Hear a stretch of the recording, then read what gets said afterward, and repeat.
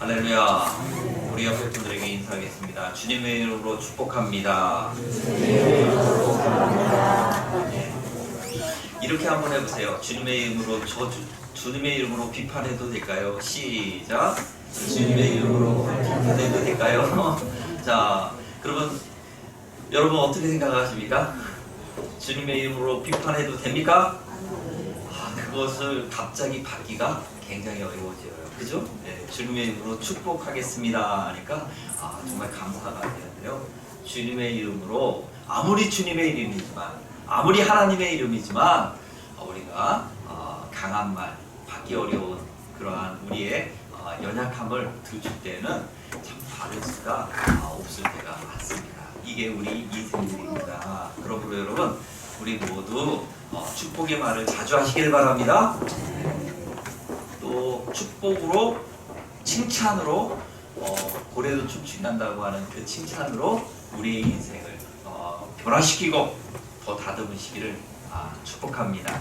그래서 우리 옆에 분들 또 뒤에 분들 그리고 만나는 우리의 소중한 분들 교회 안에뿐만 아니라 가정에서도 여러분 칭찬으로 격려로 축복으로 그 상대편을 변화시키고 또 다듬어가는 하나님의 은혜를 여러분 함께하시기를 간절히 축원합니다. 그래서 오늘은 말씀 가운데 기도 비판에 대한 말씀 그리고 그 기도에 대한 말씀까지 하려고 했는데요. 아무래도 시간이 안 될 것 같아서 오늘은 7장 1절부터 6절까지만 말씀을 좀 보도록 하는데요. 이 말씀이 참 받기가 어려울 때가 있어요. 비판이라는 말씀. 그러니까 축복, 칭찬이라고 하는 말과 정반대의 개념으로 우리가 마음을 먼저 막을 때가 있어요. 받기가 어려운 말이에요. 그래서 우리 가운데 어려움을 주는 그러한 이야기인데요. 그럼에도 불구하고 우리가 이 말씀을 통해서 더욱더 믿음의 진보가 있는 신앙이 될 수 있기를 바랍니다. 한 신혼부부가 앞집으로 이사를 왔습니다.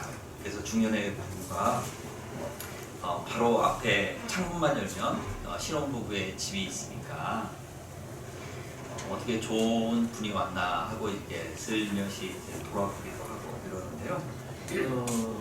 어느 날부터 보니까 빨래를 해서 이제 그 베란다에다가 이 빨래를 넣었는데 이 중년 부부 특별히 그 아내 되는 분이 이렇게 보니까 빨래를 했는데 지저분한 거예요. 얼룩이 있는 채로 뭐가 있는 채로 묻어 있는 채로 자꾸 빨래를 넣네. 그래서 그럴 수도 있겠지 하고 생각을 했어요. 그 다음 날도 그런 빨래를 넣네. 여러분 빨래는 좀 깨끗해야 되잖아요. 그래서 저 집이 그냥 물빨래만 하나 뭐 이렇게 좀 세제 같은 걸 넣지 않나 이런 생각도 가졌어요. 시간이 좀 더 지나는데도 일주일 지나고 한 달이 지나고 1년이 지나는데도 계속해서 빨래가 지저분한 거예요. 그래서 그때 이 사람은 깨달았어요. 저 집 세댁은 게으르구나. 몹쓸 사람이네. 이런 선입관을 갖고 이제 보기 시작했어요. 그런데 어느 날 보니까 빨래를 널었는데요. 빨래가 뽀얀한 거예요. 깨끗한 거예요. 이렇게 빨래가 깨끗해졌나? 살림이 늘었나? 그 살림 솜씨가 늘었나? 이런 생각을 가졌어요. 그러면서 요거 밀려오고 지난 1년 동안 봤는데 맨날 더러웠는데 빨래가 오늘 깨끗해졌다고. 그랬더니 남편이 그런 말 합니다. 여보 내가 어제 창문 닦아놨어. 어제 창문을 닦았답니다. 창문으로 계속해서 1년 동안 뭘 봤어요? 그 지저분한 때가 어디에 있었던 거예요? 빨래에 있었던 게 아니라 창문에 있었던 거예요. 그러니까 여러분 창문이 더러우니까 빨래가 더럽게 보이는 거죠. 그래서 우리는 내 생각대로 내 안경대로 내 관점에서 그 상대편을 바라볼 때 우리는 실수할 수 있고 내가 잘못될 수 있다, 잘못 판단할 수 있다 하는 것을 알아야 됩니다. 그래서 예수님은 판단을 하고 또 그것을 지적을 할 때 다른 사람이 아니라 자기 자신이 먼저 삶을 돌아봐야 한다. 다른 사람을 보고 그를 판단하는 것보다 내 자신에 대해서 먼저 돌아보는 것이 필요하다라고 하는 말씀을 하고 있습니다. 그래서 이 판단, 비판에 대한 말씀을 우리가 마태복음 7장을 통해서 우리가 보기를 원하는데요. 먼저 1절, 2절 말씀을 함께 우리 봉독하도록 하겠습니다. 같이 봉독합니다. 시작. 비판을 받지 아니하려거든 비판하지 말라. 너희가 비판하는 그 비판으로 너희가 비판을 받을 것이요 너희가 헤아리는 그 헤아림으로 너희가 헤아림을 받을 것이니라. 그래서 여러분 이 말씀대로요. 남을 비판하는 사람은 어떻게 된다고요? 내가 비판을 받게 된다. 그러니까 비판하지 않으면, 비판을 안 받으려면 내가 비판을 먼저 자제하는 것부터 시작해야 하는 것입니다. 비판을 받는다는 것은, 내가 비판을 하면 비판을 받는다는 것은 그 사람도 비판받을 만한 일이 있겠지만 비판하는 나도 내가 비판을 받는다는 것은 뭐예요? 비판할 여지가 나에게도 있어요, 없어요? 있다는 거예요. 여러분, 모든 사람은 다 죄인인 거예요. 여러분들도 죄인이고 저도 죄인이고, 우리 그래서 뭔가 까딱한 마음으로, 우리가 삐딱한 마음으로 누군가를 보면은요, 안 걸릴 수 있는 사람이 아무도 없어요. 모두가 다 죄인이기 때문에 그래요. 그래서 우리는 내가 다른 사람을 문제 삼기 전에 내 문제가 있다는 것을 우리가 먼저 보아야 한다라고 성경은 말씀하고 있습니다. 이 가랑잎이 솔잎 보고 바스락거린다 하는 옛말이 있습니다. 이 말이 무슨 뜻이죠? 이 가랑잎이 솔잎 보고 바스락거린다. 가랑잎이 여러분 더 바스락거리나요? 솔잎이 더 바스락거리나요? 참 지혜롭게 잘 하시네요. 그런데 이 더 시끄럽고 바스락거리는 가랑잎이요, 이 솔잎 보고 너 왜 이렇게 바스락거려? 이런다는 거예요.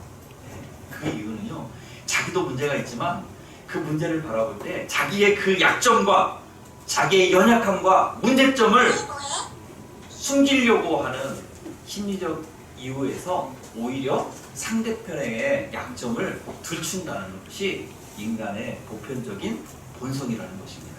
그래서 가랑잎인 나 더 바스럭거리고 더 연약한 나, 문제점이 많은 나, 그 약점이 다른 사람에게 보이면요, 내 약점을 감추기 위해서 그 사람의 약점을 붙이는 거예요. 여러분, 그래서 성경은 말합니다. 내가 누군가를 비판하게 되면요, 사실은 그 안에 깊숙이 돌아보면 사실은 누가 더 문제가 있는 거예요? 그 문제를 지적하고 비판하고 있는 내가 사실은 문제가 더 많은 거예요. 그래서 그것을 나도 모르는 사이에 본능적으로 감추기 위해서 누군가의 그 약점을 자꾸 들춰서 자신은 그렇지 않은 것처럼 자꾸 포장하려고 하는 본능이 우리 가운데 있더라는 것입니다. 이성계와 무학대사에 대한 일화가 있는데요. 좀 비슷한 이야기라서 말씀을 좀 드리려고 해요. 이성계가 무학대사에게 그랬다잖아요. 우리 서로 상대편에 대한 이야기를 좀 해봅시다. 그러면서 이성계가 무학대사한테 대사 당신은 돼지를 닮았습니다. 그랬어요. 좀 무학대사가 좀 생긴 게 좀 그랬나 봐요. 그랬더니 무학대사가 아이고 그러시군요. 왕은 부처님을 닮으셨습니다. 그랬더니 아니 내가 아무리 왕이지만 그래도 너무 아부하려고 하는 거 아니오? 그랬더니만 무학대사가 그러더랍니다. 그게 아닙니다, 왕이요. 부처의 눈에는 부처만 보이고 돼지의 눈에는 모든 게 돼지처럼 보입니다. 내가 누구냐는 거예요. 내가 본질이 어떻냐는 거예요. 내 생각으로, 내 관점으로 내가 이런 사람이라는 것으로 상대편을 보게 되니까 부처의 눈에는 부처로 보이고요. 그리고 돼지의 눈에는 돼지처럼 보이더라는 거예요. 내가 어떤 생각을 갖고 있냐, 부정적인 생각과 나쁜 생각과 그런 이런 생각으로 생각의 사람이면 그것으로 상대편을 바라보게 되니까 세상을 바라보게 되니까요. 다 세상이 그렇다는 거예요.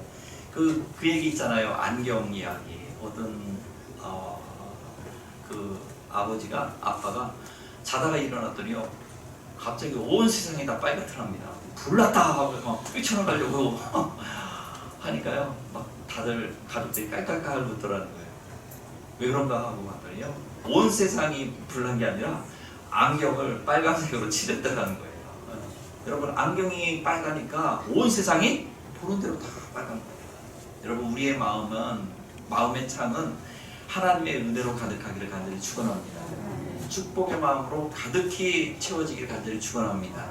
그래서 보는 것들마다 세상에 모나고 굽어지고 연약되어지고 약점이 없는 게 어디 있겠어요? 다 문제죠. 하지만 그것이 좋아지도록 보고 그것이 앞으로 더 좋아질 것으로 바라볼 수 있는 은혜의 시선으로 바라볼 수 있다면 여러분 얼마나 좋겠습니까? 여러분 우리 모두 그런 시선이 될 수 있기를 바랍니다. 그래서 우리 가운데 이 톨스토이는 이런 말을 했습니다. 누구를 비판하고자 할 때 정면으로 비판하지 말아라. 그것은 남에게 창피를 주는 것이다. 또 사람이 안 보는 데서도 남을 비판하는 것은 나쁘다. 그가 말하는 것을 모른 척해라. 더 중요한 것은 아예 비판하는 사람을 보지 마라. 허물이 된 이야기는 듣지도 말고 비판해야 할 이야기는 기억도 하지 말아라. 그리고 좋은 점만 보려고 노력해라. 이것이 제일 아름다운 것이다. 이것이 한마디로 덧붙이면 이것이 성도의 마땅한 행동이다. 할렐루야. 우리가 이렇게 톨스토이의 말처럼 살아내지는 아직 못한다 하더라도 그렇게 살 수 있도록 우리가 힘쓰며 나아가시기를 간절히 축복합니다. 노력을 해야 되는 거예요. 네. 자, 또한 오늘 비판의 말씀 가운데 보면 3절에서 5절까지 우리 같이 제가 읽을까요? 3절 어찌하여 형제의 눈 속에 있는 티는 보고 내 눈 속에 있는 들보는 깨닫지 못하느냐. 보라 내 눈 속에 들보가 있는데 어찌하여 형제에게 말하기를 나로 내 눈 속에 있는 티를 빼라 하겠느냐. 외식하는 자여 먼저 내 눈 속에서 들보를 빼어라. 그 후에야 밝히 보고 형제의 눈 속에서 티를 빼리라. 아멘. 먼저 너의 눈 속에서 티를 빼라. 우리는 서로 착각하며 살아가고 있습니다. 상대에게 더 많은 문제가 있다고 하는 착각, 나는 거룩하다고, 나는 문제가 없다고 하는 그런 착각 속에 살고 있더라는 이야기입니다. 그래서 비판하는 사람은 자기는 아무런 잘못도 없는 완벽한 자인 양 착각하는 여기서부터 비판이 시작되는 거예요. 내가 내 자신을 보고 내가 이렇게 부족한 사람이다. 내가 이렇게 못난 사람이다. 내가 이렇게 약점이 있는 사람이다. 자기의 부족함을 보는 사람은요 겸손해질 수 있는 거예요. 아멘. 그래서 내가 누군가를 바라볼 때 내 자신을 먼저 바라볼 수 있는 그런 지혜가 있어야 합니다. 그래서 비판하는 사람은 제일 먼저 알아야 될 것이 바로 착각하고 있다는 거예요. 너가 더 들보를 갖고 있는 사람이야. 티끌이 있는 사람을 자꾸 비판하면 안 된다 하는 이야기를 하고 있습니다. 어느 차장이 기차의 승객의 표를 조사하고 있었습니다. 조사를 하러 이제 딱 칸에 탔는데요. 이제 티켓을 딱 조사하는데 차장이 그럽니다. 아이고 당신 기차를 잘못 탔습니다. 다음 기차역에서 내리셔서 갈아타셔야 될 것 같습니다. 이러는 거예요. 아이고 깜짝 놀랐어요. 그 다음 사람 이렇게 보면서 또 얘기해요. 아이고 당신도 잘못 탔습니다. 조금 더 가더니 또 당신도 잘못 탔습니다. 그 차에 있는 기차의 승객들이요 난리가 났어요. 어수선해요. 우왕좌왕하는 거예요. 야 큰일 났다 다. 우리 많은 사람들이 잘못한 거예요. 그때 어느 사람이 이런 이야기를 했습니다. 차장님 혹시 차장님이 잘못한 거 아니에요? 나중에 보니까요 차장이 잘못했더라는 거예요. 자신이 잘못하고요. 온 승객의 열차에 있는 다른 사람들이 다 잘못했다고 자신의 관점에서 이야기를 하더라고요. 여러분 착각이 많은 사람들이 세상이 다 잘못했다고 이야기해요. 그거 착각입니다. 세상은요 잘못된 것도 가끔씩 있지만 하나님께서 아름답게 창조하신 것이라는 것을 아시기를 바랍니다. 하나님의 사랑이 이곳저곳에서 있어서 수많은 사랑이 넘치고 있어서 이 세상은 지금처럼 아름답게 유지되고 있는 거예요. 그러므로 우리가 부정적으로 그 세상을 바라볼 것이 아니라 항상 주님의 시선으로 내 자신을 먼저 바라보며 돌아볼 수 있어야 합니다. 그래서 비판하는 사람들의 특징 가운데 하나가 뭐라고요? 바로 자기 자신을 착각하면서 살아갑니다 라고 하는 것이죠. 10장 6절 마지막 절 보니까 거룩한 것을 또한 개에게 주지 말며 너의 진주를 돼지 앞에 던지지 말아라.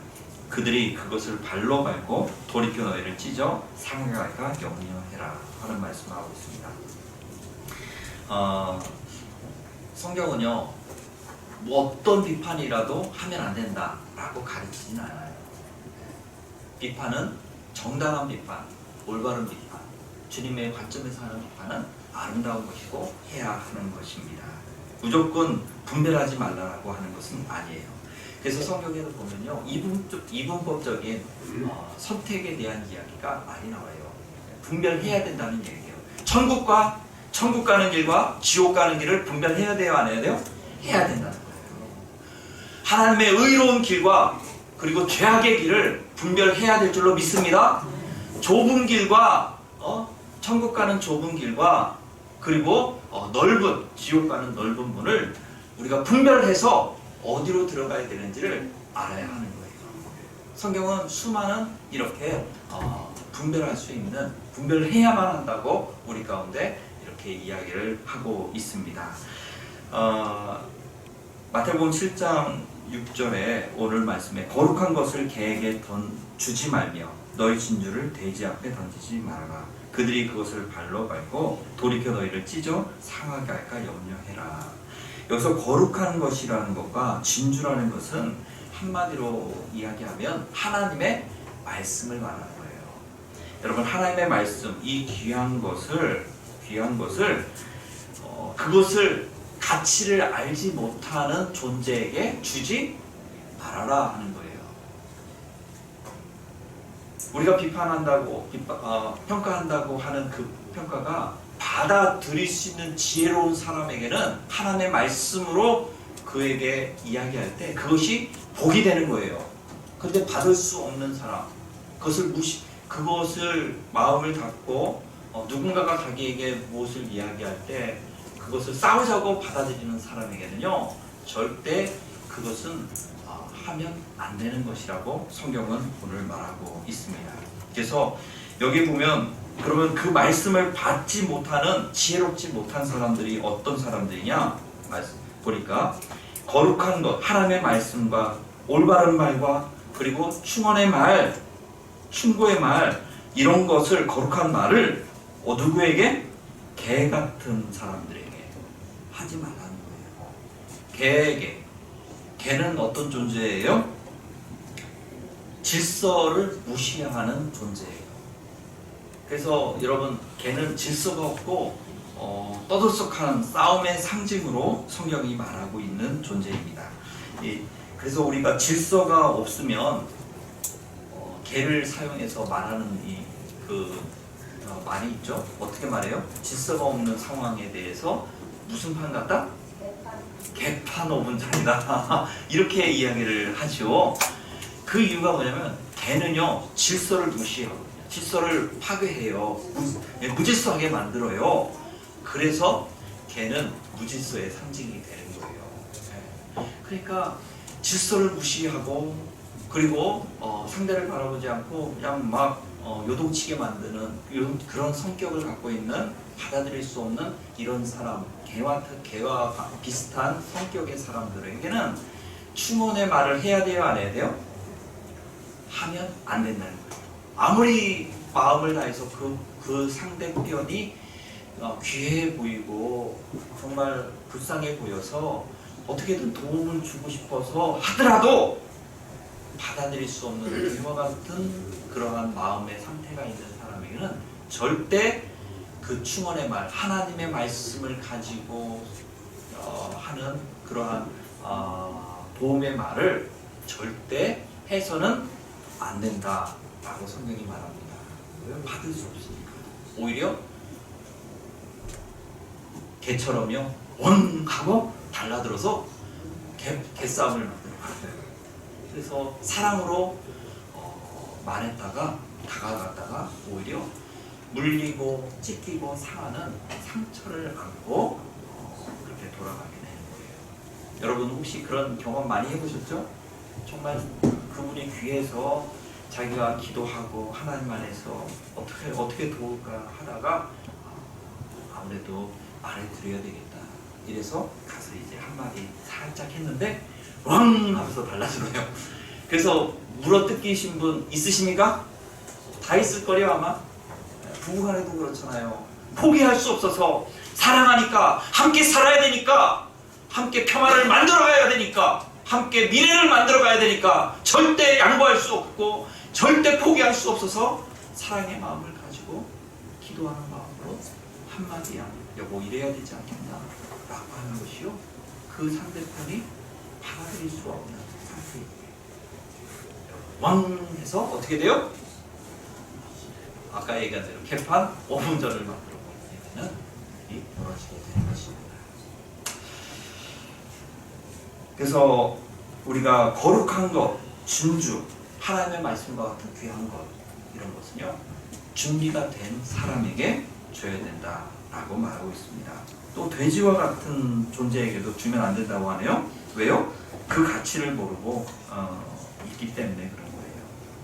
그래서 여러분 귀한 것은 귀한 마음을 갖고 귀한 마음의 상태를 유지한 사람에게 받을 수 있는 사람에게 우리가 기도하는 마음으로 줘야 합니다. 그래서 우리가 아무리 하나님의 말씀을 전하고요 정말 충원의 마음으로 눈물 겪도록 생각을 해서 주는 것이라도 상대편이 받을 수 없으면요 그것은 사실 충원이 아니라 비판이 되는 거예요. 상대편에서.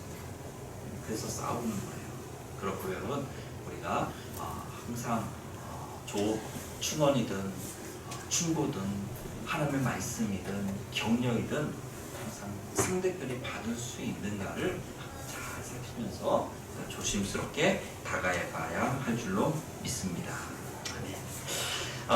오늘 말씀의 결론과 같은 말씀 내 생각, 내 시선 그것으로 상대편을 바라보지 말고 우리가 상대를 고치려고 하지 말고 상대의 그 모습을 우리가 받아들이면서 조심스럽게 좋은 기도로서 다가가야 한다 하는 말씀을 드리기를 원합니다. 스코트 팩이라고 하는 작가가 있었는데요. 랍비의 선물이라고 하는 책을 지었습니다. 그분이 진리를 찾고자 하는 많은 젊은이들의 이야기를 했어요. 진리를 찾고자 하는 많은 젊은이들이 모여서 상가에 모여서 하나의 공동체를 이루기 시작했습니다. 그래서 많은 그 좋은 분들이 신앙을 가지고 수도사처럼 모여서 그곳에서 이제 기도도 하면서 서로 좋은 생각으로 함께 공동체 생활을 해 나가고 있었어요. 근데 어느 날 오랜 시간들을 그렇게 보내다 보니까 아무리 좋은 관계도요 문제가 생길 때가 있잖아요. 그래서 이제 서로 간에 삐딱한 생각들이 들어가기 시작했어요. 그랬더니 상대편의 약점들이 자꾸 보이기 시작하는 거예요. 그 약점에 대해서 이야기하는 것이 받아들일 수 없으니까 비판이 되기 시작했어요. 그래서 서로 트러블이 생기고 싸움이 나니까 한 사람 한 사람이씩 그 공동체를 떠나기 시작했어요. 많은 사람들이 함께했던 그 수도 같은 공동체가 한 사람 한 사람 다 떠나고 나서 보니까 나중에 5명이 남았어요.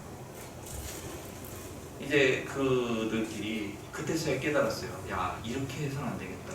이 공동체 수도원이 사라질 수도 있겠다. 그러다가 이제 그런 생각을 했어요. 차라리 이렇게 된 바에 이 공동체를 아예 해체해버리자. 아니야.